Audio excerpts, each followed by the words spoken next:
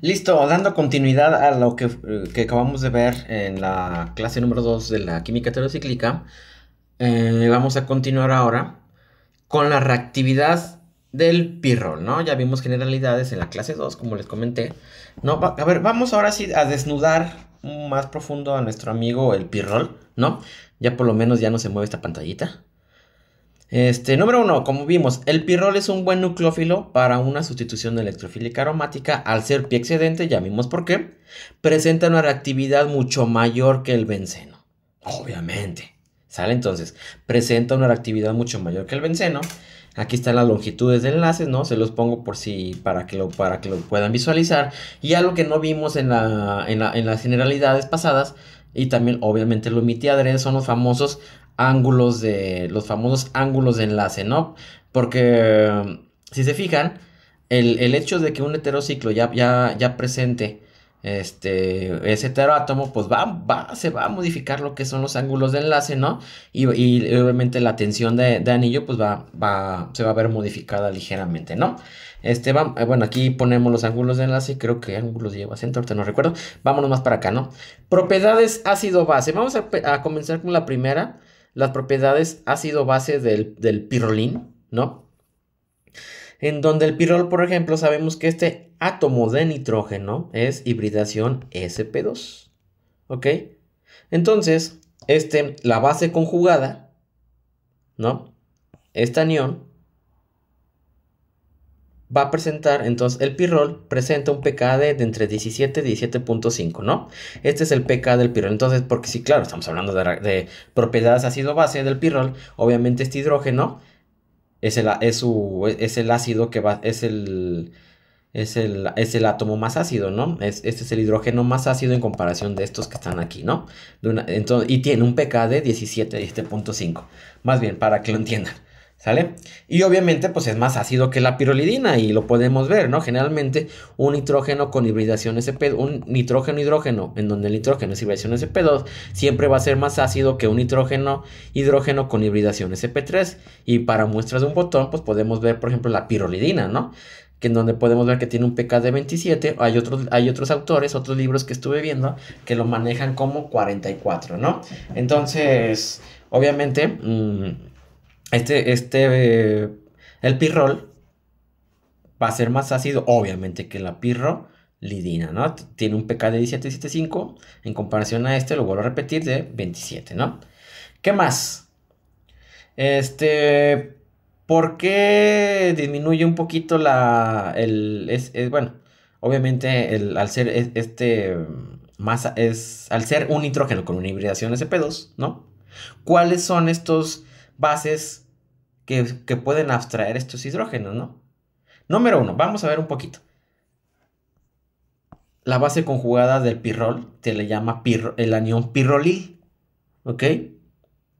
Y algo muy importante el pirrol, el hidrógeno del pirrol, su base conjugada sigue siendo aromática. No se pierde la aromaticidad, ¿no? Porque aquí está el par de electrones, ¿no? Aquí está el electroncito pi, perdón, electroncito pi, y obviamente no se pierde la aromaticidad, y está, creo que perpendicular, ¿no? Al sistema pi. Por lo tanto, cuando se ve abstraído por una base este protón, la base conjugada que se llama el anión pirrolil, ¿ok? No pierde aromaticidad, porque también es muy importante, ¿no? ¿Cuáles son las bases más comunes para poder abstraer este protón? Pues tenemos el hidruro de sodio, hidruro de litio, terbutóxido de potasio, butilitio, el famoso el LDA, ¿no? El litio diisopropil-amina, ¿no? Es el famoso LDA, ¿no? Son las bases más comunes, ¿no? Generalmente creo que más adelante voy a estar hablando más utilizando el hidruro de sodio, ¿no? Acuérdense que cuando pongo hidruro, por ejemplo, estos hidruros, en la vida real, cuando hacemos la reacción, pues tenemos el ion sodio por aquí, es un enlace iónico, y el hidruro con carga negativa, ¿no? Que es obviamente el hidruro, aquí tenemos carga negativa, abstrae el protón del pirrol, ¿no? Se genera.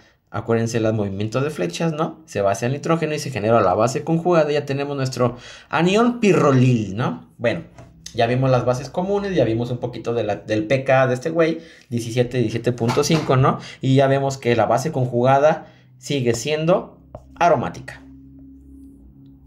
¿Qué más? ¿Qué más? Ahora, también vamos a ver un poquito de la reacción ácido-base, ¿no? Porque fíjense, el pirrol es una base bastante débil. Presenta un pKb de 13.6. Ojo, no confundir con pKa, pKb. pKb es el parámetro de basicidad de Bronsted. Y el pKa es el parámetro cuantitativo de la acidez de Bronsted, ¿no? Pero, ¿por qué es una base débil? Es más, de hecho, ni siquiera es muy complicado protonarlo, ¿no?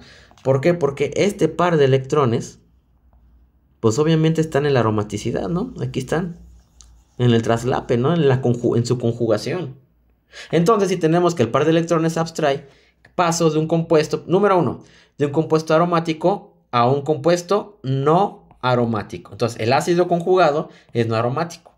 Y si se fijan, paso de un SP2 a SP3, por eso es no aromático. Es un ácido fuerte con un pK de 0.4. Hay otros autores, fíjense muy bien, hay otros autores que lo manejan a -10, mucho más ácido, creo que hasta el ácido clorhídrico. Me atrevo a decir ácido bromídrico, no me acuerdo la pK de ácido bromídrico, que obviamente es un ácido fuerte, es -7 o algo, ahorita no traigo el dato a la mano, les digo, se me está, veo apenas mis apuntes y ahí a ver qué se me está corriendo en decirle, ¿no? Entonces, pero algo muy interesante resulta que, y se ha estudiado, ¿no? Hay doctores que se han encargado, que dicen que si se usara un ácido muy, muy fuerte para protonar, realmente no se va para acá. Se protonaría justamente la posición 2. Entonces se protona el carbono 2, que tiene un pK de -3.8, y este es más estable que este de aquí. ¿Ok? Entonces, por estabilidad, si se pone un ácido muy, muy fuerte, no va a pasar esta reacción. Lo que dicen los autores en varios libros de la química heterocíclica es que va a querer protonarse en la posición número 2. ¿Ok? Pero generalmente cuando uno habla de pirrol, pues es más sencillo desprotonarlo, ¿no? Trabajar con este hidrógeno que está aquí unido a este nitrógeno. ¿Qué más tenemos por aquí? Reacciones de sustitución electrofílica aromática, ¿no? Aquí podemos ver algo muy importante. Y eso ya lo vimos en las generalidades, ¿no? Vean el video de generalidades, que lo tengo por ahí, ¿no? A ver, pirrol más un electrófilo. Aquí me faltó la carga, vamos a ponérselos de una vez. Carguita, oh, qué hermoso, ¿ok? Vamos a ver. Pirrol más un electrófilo, el pirrol ataca, se genera nuestro complejo sigma. Ya saben que al pegarse el electrófilo en la posición número 2, genera otras dos estructuras resonantes. Vean la clase de generalidades. Y ya, ocurre una transferencia de protón, donde una basecita cae en el medio, abstrae este protón y se recupera la aromaticidad. ¿Ok? Entonces, acuérdense muy bien del movimiento de flechas.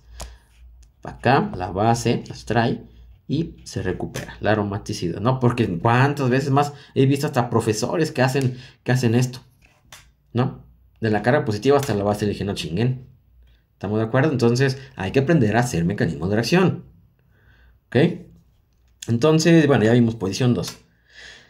También, como en el benceno, va a influir los sustituyentes en la sustitución de electrofílica aromática. Si tengo grupos electroatractores o grupos electrodonadores, ¿no? Acuérdense, grupos electroatractores jalan densidad electrónica hacia él y electrodonadores dan densidad electrónica, ¿no? Ya sea tanto por efecto inductivo o por efecto mesomérico. Mesomérico cuando estamos viendo por estructuras resonantes, ¿no? Por ejemplo, cuando tengo, no sé, y eso se ve en la química del benceno, ¿no? Por ejemplo, las anilinas, ¿no? Este par de electrones puede meterse al anillo, ¿no?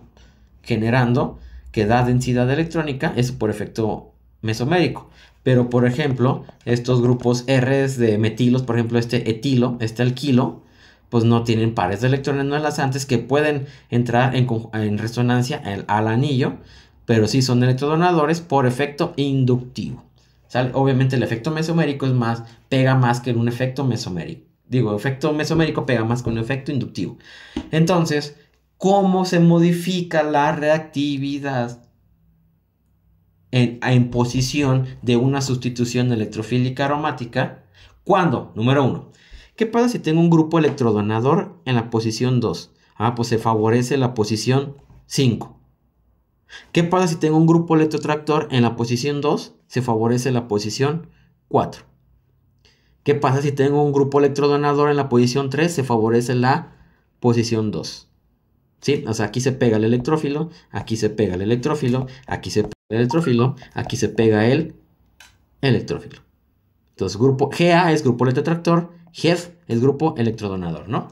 Entonces, hay que recordar la química del benceno, ¿no? ¿Cuáles son quienes se consideran grupos electrotractores, grupos electrodonadores? Hay que recordar cuando estos son activantes y dirigen a tal, estos son desactivantes y dirigen a tal, ¿no? Bueno, pues aquí ya se los dejo de una manera bastante general. Y vamos a explicar por qué. A ver, ¿por qué favorecen a esto? Entonces ustedes van a decir, ya sé por qué favorece. Por la estabilidad del complejo sigma. Vamos a demostrárselos. Vamos a empezar por este, ¿no? Suponiendo que el grupo electrodonador es un OCH3, un metilo, un metoxilo. Entonces vamos a ver. Número 1. Si se favorece en la posición 5, entonces tenemos el par. Ataca, ¿no? Se pega el electrófilo en esta posición. Hacemos todas las estructuras resonantes. Este se va para acá. Porque obviamente el carbocatión, la carga se queda en este punto. Aquí. Se genera ahora esta estructura de resonancia. Y si se fijan aquí, este es el buenazo. ¿Por qué? Porque esta carga positiva está vecino, adyacente a un grupo electrodonador, estabilizándolo, dándole una estabilidad extra a ese carbocatión. Entonces, genera cuando la carga positiva se localiza en esta posición, se genera, por ejemplo, esta otra estructura, ¿no? Que lo estabiliza por efecto mesomérico, ¿no? Y entonces, estas son las estructuras de resonancia. Entonces, esto es lo que ocurre. Esta estabilización extra que podemos ver aquí, debido a que la carga positiva está adyacente a un grupo electrodonador, esta estructura resonante es lo que le da una estabilidad extra y por eso se favorece que la adición de la sustitución electrofílica aromática, si tengo un grupo electrodonador en la posición número 2, se vaya a la posición 5, ¿ok? Se favorezca la posición número 5. Ahorita esto lo estoy explicando de una manera más profunda, porque cuando veamos tiofeno y furano, va a presentar la misma reactividad, pero ya me puedo saltar todo esto, ¿no? Entonces, esto es la base, esto es lo más importante para entender el tema de orientación al electrófilo, cómo influyen los grupos electrodonadores o un grupo electrotractor en una sustitución electrofílica aromática para orientarlo en qué posición, en la 1, en la 2, 3, 4, 5. En este caso estamos hablando grupo electrodonador en la posición 2, se favorece la adición, la reacción en la sustitución en la posición 5. Ahora, si tenemos un grupo electrotractor, suponiendo que voy a utilizar como grupo electrotractor el nitro, es uno de los mejores grupos electrotractores. También tenemos, por ejemplo, el ciano, el nitro, un carbonilo. ¡Ay! ¡Bórrate! Gracias. Un carbonilo. No sé por qué estoy hablando solo. Pues así. Se quita el heterociclo. Entonces, un carbonilo, todos son grupos electrotractores. Voy a poner a manera de ejemplo el nitro. Entonces, fíjense muy bien. Tengo mi grupo electrotractor que va a ser el nitro. Se favorece ahora la posición 4. Entonces, se lleva a cabo la reacción. La primera etapa, la sustitución. Y si se fijan, se favorece en esta posición porque jamás, por efecto de resonancia, esta carga positiva se pone adyacente a este grupo a esta posición donde se encuentra el grupo electrotractor. En cambio, ya es más, hasta todavía se los hago. ¿Quién demonios se los va a hacer más que yo? ¿No? Entonces, imagínense que se pega aquí. Fíjense muy bien, si llegara a pegar aquí, la carga positiva se encontraría en este punto y ocurriría una desestabilización. Porque tengo grupo electrotractor, está jalando densidad y luego le pones una carga positiva, pues desestabilizas al sistema. Mamó, ¿no? Entonces lo mismo para si se fuera en la posición 5, ¿ok? También por efecto de resonancia, la carga positiva estaría localizada en esta posición y entonces debido a estos efectos de desestabilización, se favorece entonces si yo tengo un grupo electroatractor en la posición 2, se va a favorecer la posición 4. ¿Sale? Ahora, ¿qué pasa? Por ejemplo, en esta, vamos a ver aquí sus ojos, aquí, aquí. ¿No? Entonces tenemos, por ejemplo, si tengo un grupo electroatractor en la posición 3, se favorece la sustitución ocurre en el carbono 2. Si tengo un grupo electroatractor en la posición 3, la reacción de sustitución electrofílica se dirige en la posición 5. ¿Y por qué? Pues aquí está, aquí lo podemos ver. Por ejemplo, el grupo electrodonador, ¿no? Si se va al carbono 2, ocurre esa estabilización extra. Aquí, este electrodonador estabiliza totalmente la carga positiva, dándole este extra. ¿Ok? Bastante interesante. A ver, ya lo hice por aquí, ya lo hice por acá. No, y de hecho no lo puse, ¿eh? Tendría que haberlo puesto, ¿no? Porque también puede meterse. Y bueno, ya ustedes lo saben, ustedes son muy buenos, ¿no? Son súper listos, ¿no? Y quedaría esta parte, ¿sí o no? Sí, muy bien, ahí está. Esto lo estabiliza, lo mismo que acabamos de ver hace rato, ¿no?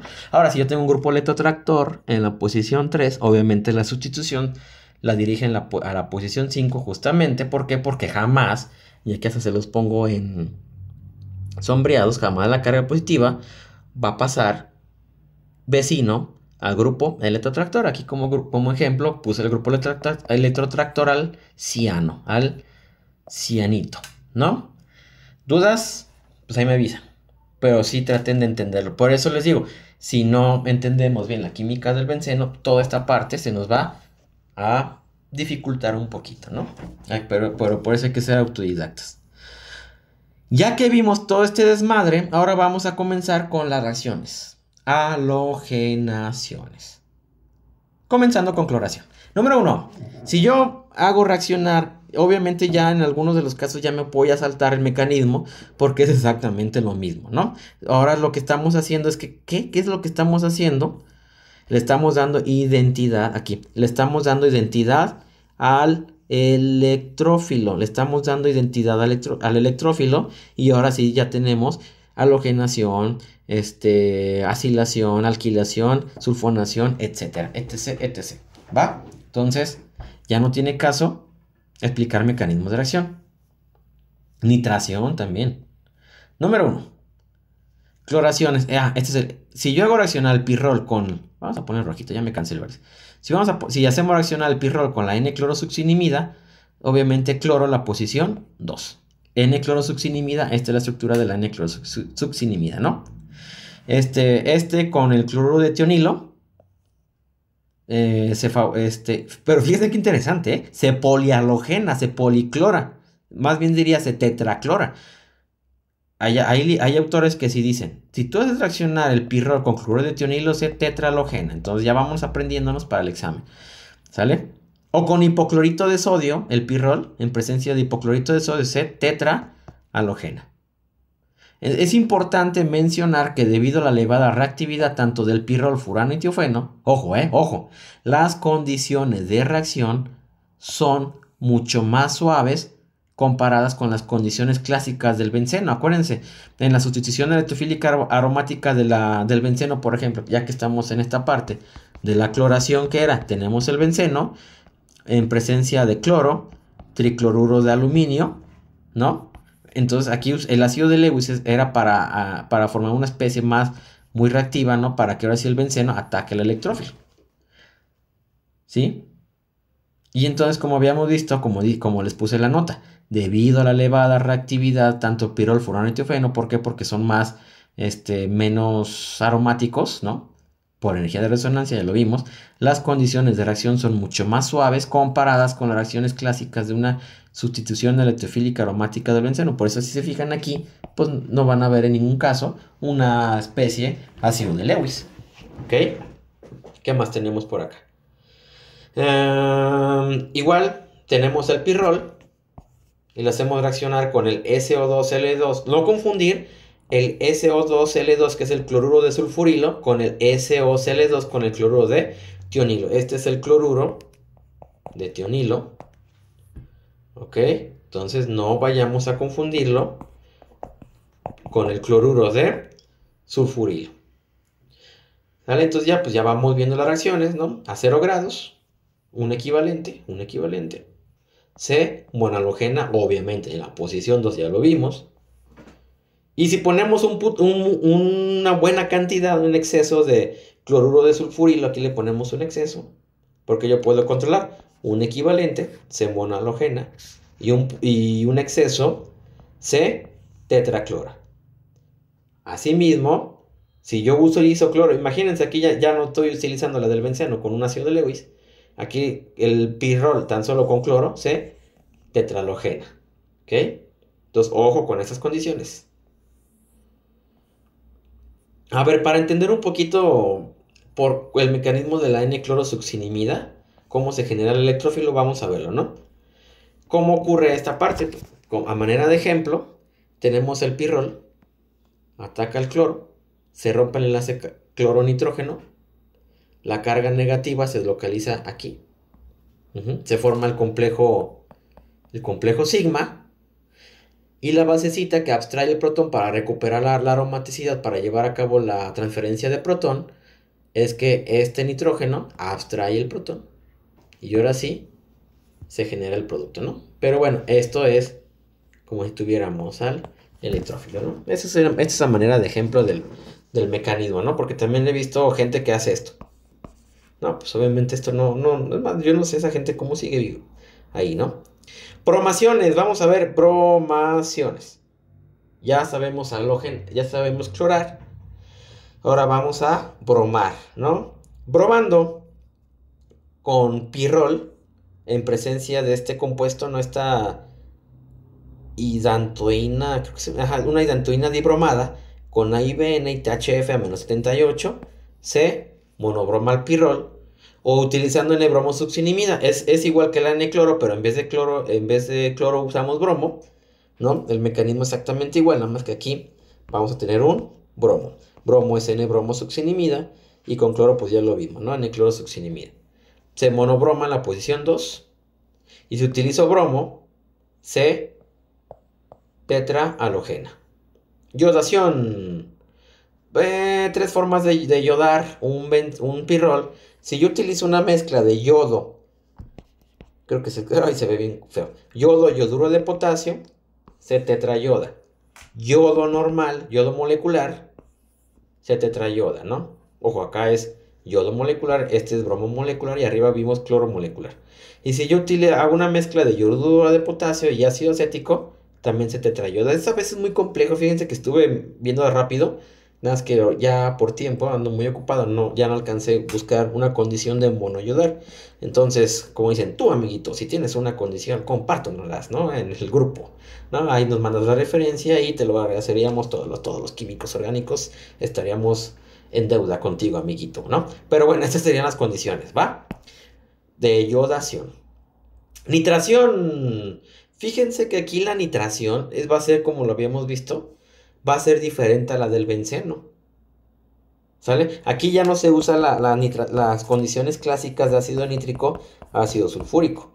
Porque das en la madre al pirrol. Y aquí dice, el uso de mezclas nitrantes ácidas, como ácido nítrico, ácido sulfúrico, se descompone el pirrol.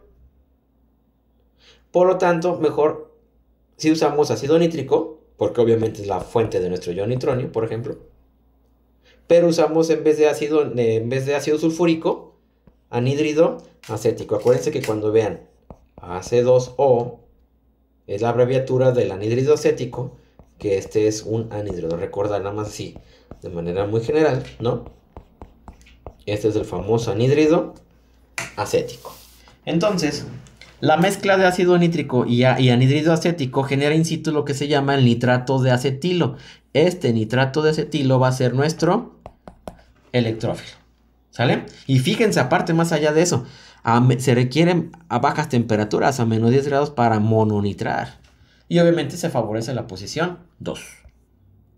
El mecanismo de reacción de este ejemplo es, tenemos el ácido nítrico, en donde el oxígeno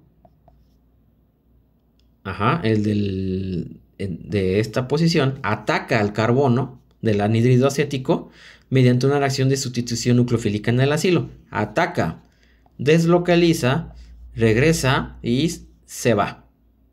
Este grupo acetilo se va como buen grupo saliente, acuérdense,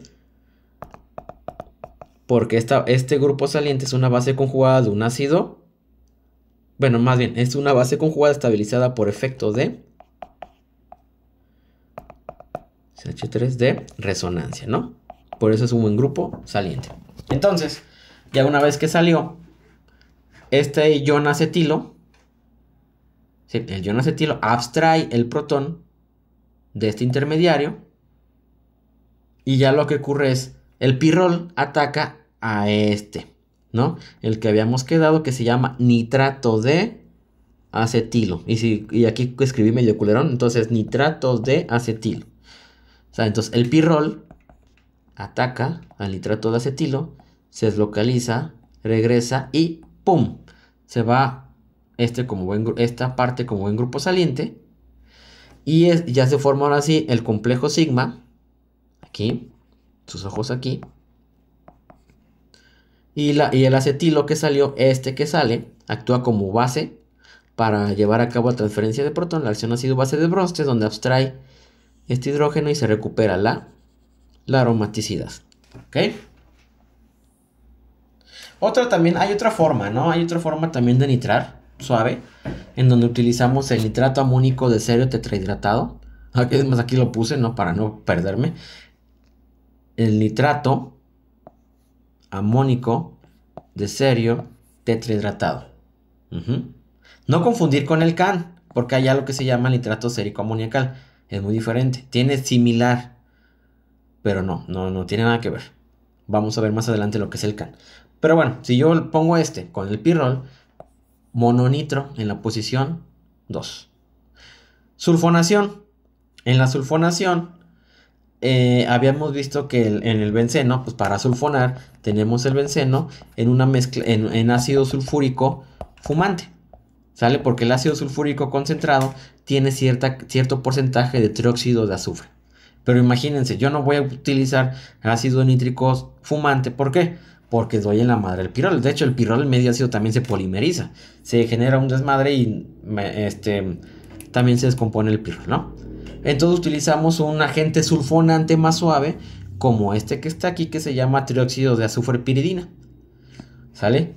Trióxido de azufre piridina. Y ahora sí, ya tengo mi agente sulfonante. Acuérdense, ataca. Ahí. Perdón, me equivoqué. Iba a decir una barbaridad. Ataca, deslocaliza, regresa ahí y se va. ¿Ok? Yo no sé si más adelante tengo el mecanismo. No. ¿Sale? Pero pues es lo mismo, ¿no? Acuérdense. Ataca al azufre, se deslocaliza, regresa y se rompe este enlace. Nitrógeno-azufre, formando como grupo saliente, obviamente, la piridina. ¿Ok? Entonces, pues aquí lo tengo, ¿no? El problema de utilizar ácido sulfúrico, ya es un ácido muy, muy fuerte, pues polimeriza el pirrol y lo mandamos y se madrea. De hecho, si ustedes, esas reacciones yo las he hecho, a veces cuando uno trabaja con el pirrol en su cromatografía de capa fina, pues se ve aquí algo como que muy azul, todo muy feo. Y por más que le metan metanol, 100% metanol, la famosa mezcla de endemoniaca, no lo suben. ¿Por qué? Porque se polimerizó. Le dimos a la madre al pirrol. ¿Sale?